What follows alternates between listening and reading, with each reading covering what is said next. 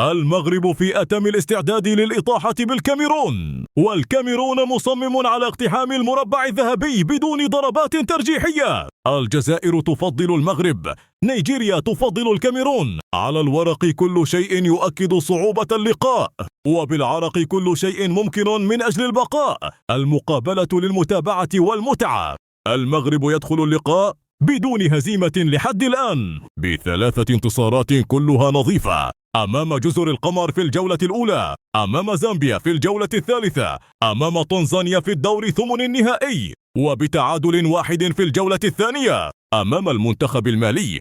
المغرب يدخل اللقاء أيضا ب7 أهداف كاملة في الهجوم، أي بمعدل تهديف وصل إلى 1.8 هدف للمقابلة، وبهدف واحد فقط في الشباك. الكاميرون يدخل المنافسة بدون هزيمة لحد الآن، ب3 انتصارات كلها بفارق هدف فقط، أمام الغابون في الجولة الأولى، أمام موزمبيق في الجولة الثالثة، أمام جنوب إفريقيا في الدور ثمن النهائي، وبتعادل واحد في الجولة الثانية أمام منتخب ساحل العاج.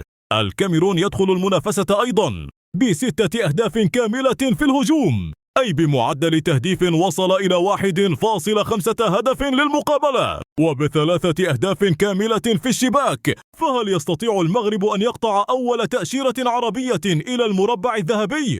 أم أن الكاميرون سيمنع المغاربة لاعبين وأنصار من اللقب الإفريقي بعد أكثر من 50 سنة من الانتظار؟ الجواب هذا المساء ابتداء من الساعة 8. متابعة ممتعة مع جاماتشو الرياضية.